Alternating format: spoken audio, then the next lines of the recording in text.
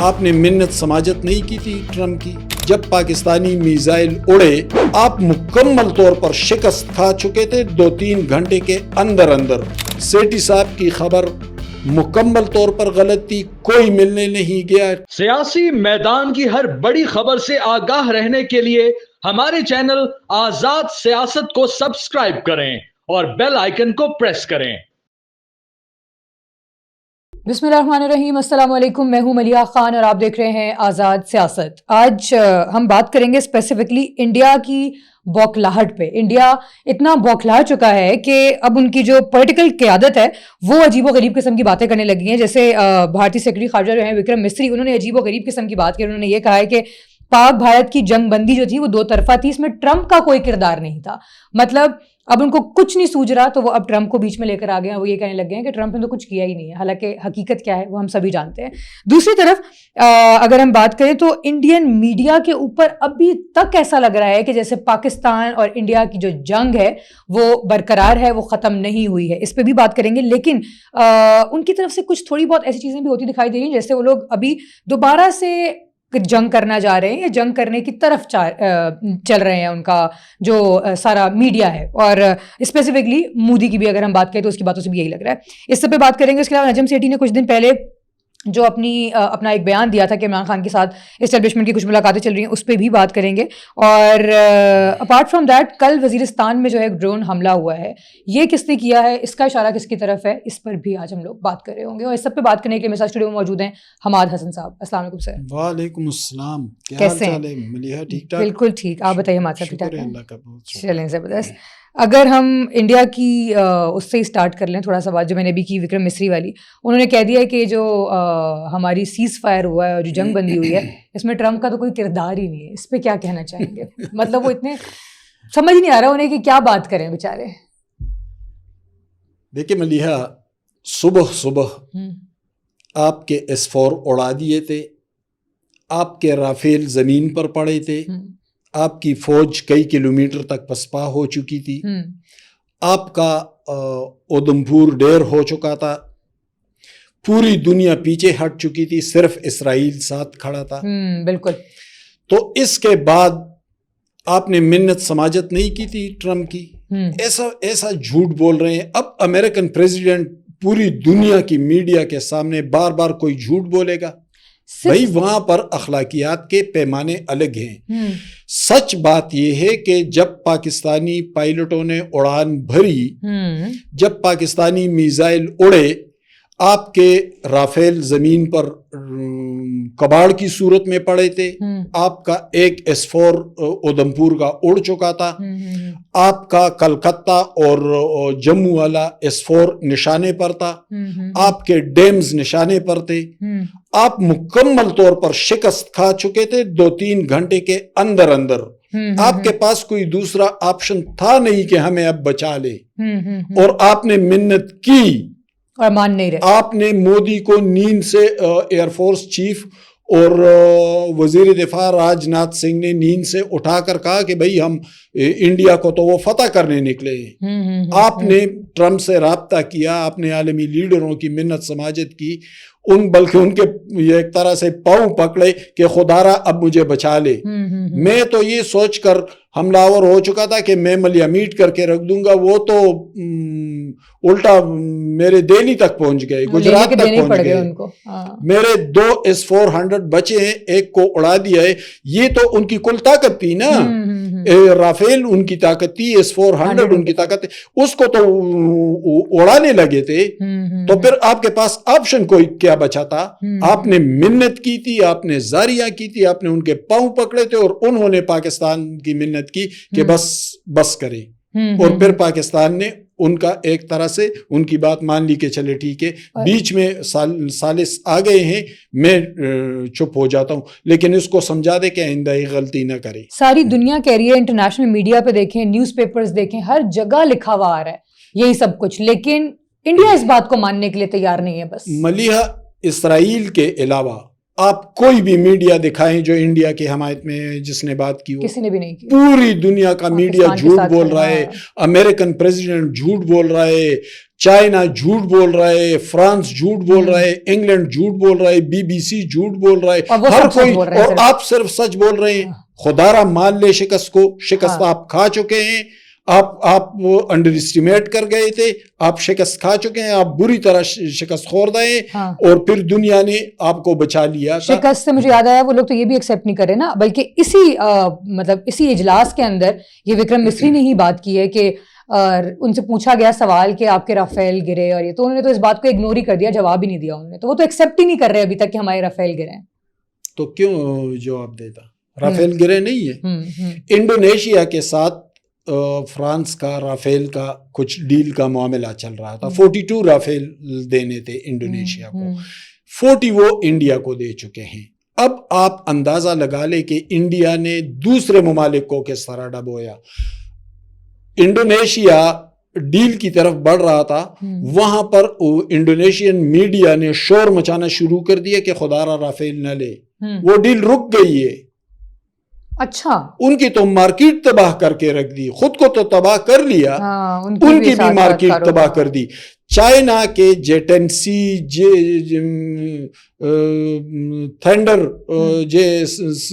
F-17 thunder, वो अच्छा, उसके बारे में पूरी दुनिया से उनको ऑर्डर्स मिलने लगे हैं, उसकी मार्केट कहां से कहां पहुंच गई है। तो किस वजह से पहुंचे? इसी मुख्तसर जंग की वजह से पहुंचे ना, और इसी मुख्तसर जंग की वजह से फ्रांस की मार्केट तबाह हो गई।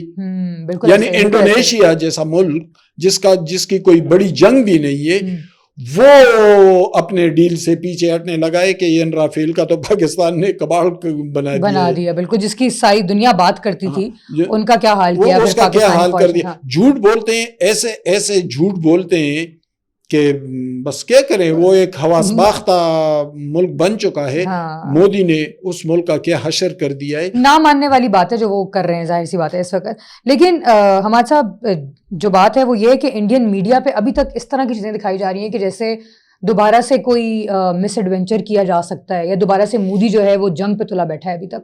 देखिए मलिया, जंग वो हार चुके हैं, अंदरूनी कशमकश का भी शिकार हैं, जो सेपरेटिस्ट मूवमेंट है वो भी उठने लगे हैं। चीन ने अरुणाचल प्रदेश का अपना नाम रख दिया, बिल्कुल जोंगयांग या कुछ इस तरह का कोई नाम रखा है, उस पे दावा कर दिया। तमिलनाडु और खालिस्तान और दूसरे जो सेपरेटिस्ट मूवमेंट है वो भी उठ गए हैं। पार्लिमान के अंदर, यानी दिल्ली के पार्लिमान के अंदर तमाम सियासी जमातें मोदी मुखालिफत में इंतहाई जारहाना रवैया इख्तियार किए हुए कि इस शख्स ने तो इस मुल्क का मजाक बना दिया, इस मुल्क को शिकस्त से दो चार किया, इस मुल्क की टेक्नोलॉजी पर सवाल उठा दिया, फौज पर सवाल उठा दिया, इस मुल्क का इसने हशर नशर कर दिया। अब वो एक हवास बाख्ता शख्स बन चुका है।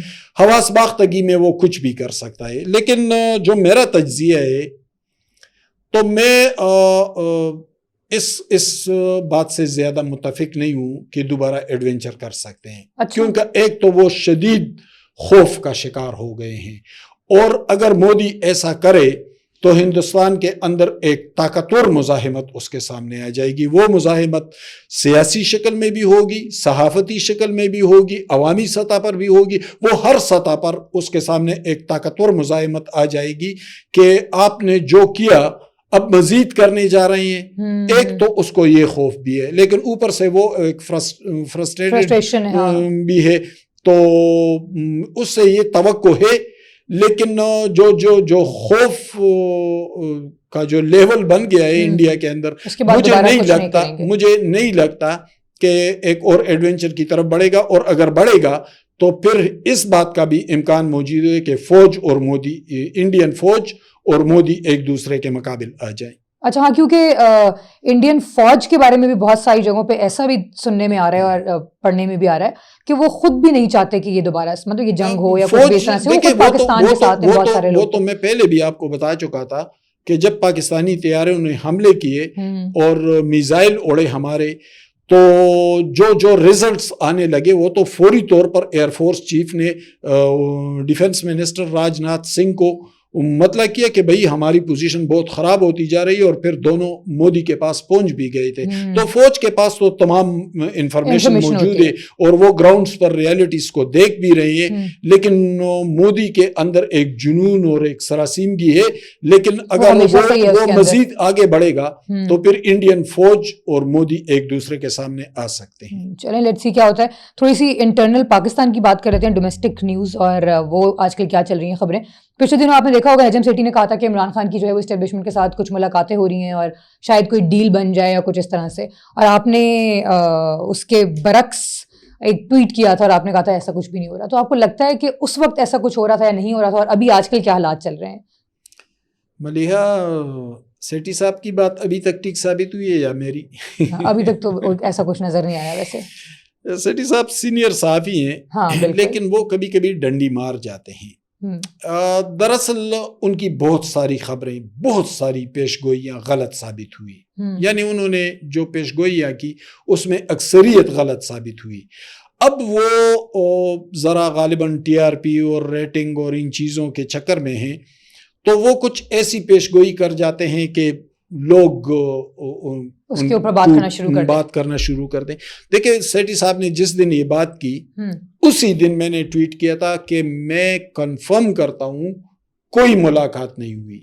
اور ملاقات کیوں ہو, چلے ہم حقائق پر بات کر لیتے ہیں. دیکھیں, جب 9 مئی ہوا تھا اس وقت عمران خان کی مقبولیت انتہائی عروج پر تھی.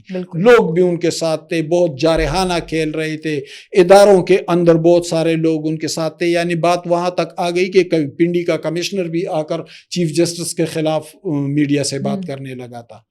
بہت سارے نیٹ ورکس تھے اس وقت, اتنی طاقت تھی. لیکن عمران خان کا احتساب شروع ہوا, عمران خان کی گرفتاری ہوئی, مقدمات بنے, ان کی لیڈرشپ کو گرفتار کر لیا گیا. ابھی تک بہت سارے لوگ ہیں. 9 مئی ہوا تو اس پر کاروائی ہونے لگی, بہت سے کارکنوں پر مقدمات بنے, جیلوں میں ڈالا گیا, عدالتوں میں پیش کیا گیا, ملٹری کورٹس قائم ہوئے. ملٹری کورٹس کی ابھی سپریم کورٹ نے اجازت دے دی. اب عمران خان کی پاپولیرٹی لیول وہ نہیں ہے جو پہلے تھی, بہت حد تک کم ہو گئی ہے. عسکری ادارے کی پاپولیرٹی میں جنگ کے بعد حیرت انگیز اضافہ ہوا ہے, بہت زیادہ اضافہ ہوا ہے. عوامی سطح پر مقبولیت مل گئی ہے.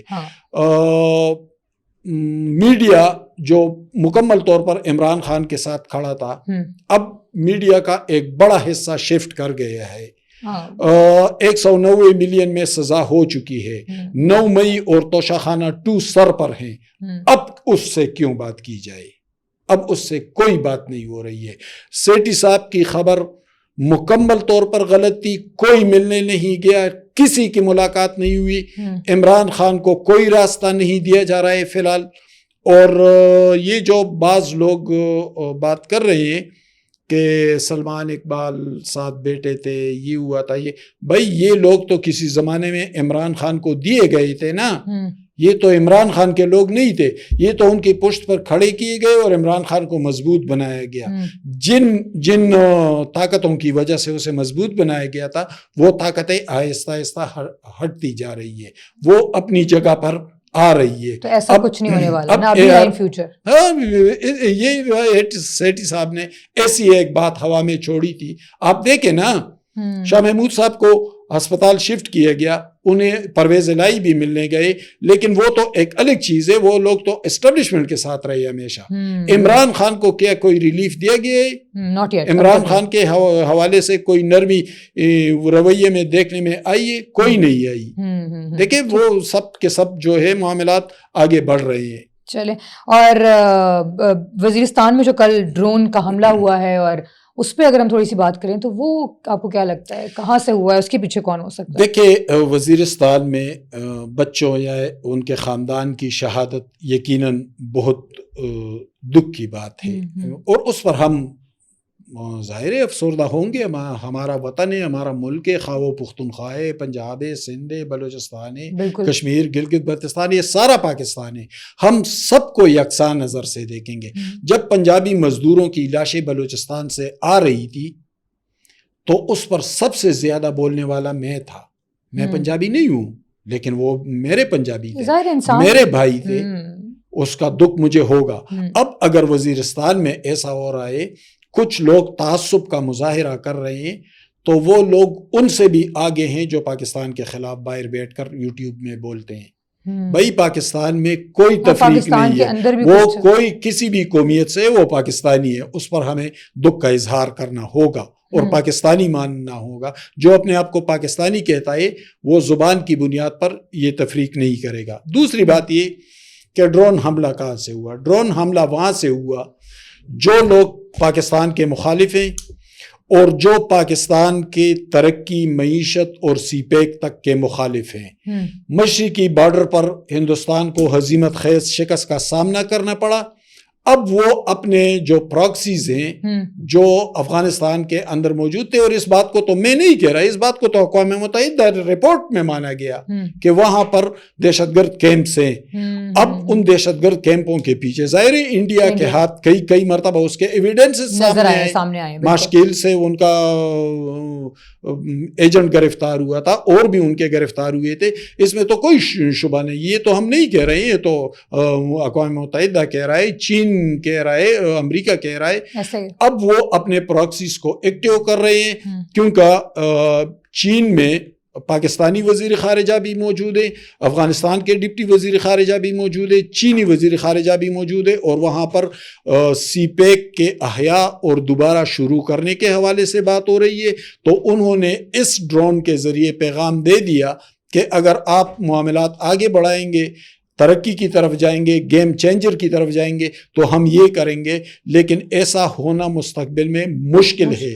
چین نے افغانستان کو یہ وارننگ دے دی ہے کہ ان پر کنٹرول پالیں, کیونکہ وہ افغانستان کے اندر موجود ہے, اور پاکستان, چین اور افغانستان نے مل کر خطے میں ان پروجیکٹس کو آگے بڑھانا ہے, اور اس میں افغانستان اپنا کردار ادا کرے. بالکل ٹھیک ہو گیا. چلیں, بہت شکریہ آپ کے وقت کا حماد صاحب, اور انشاءاللہ فردر ڈیولپمنٹس جو ہوتی ہیں وہ پھر ہم کل ڈسکس کریں گے. اس وقت پوڈ کاسٹ کا وقت ختم ہوا ہے, مجھے اجازت دیجیے, اپنا خیال رکھیے گا, اللہ حافظ.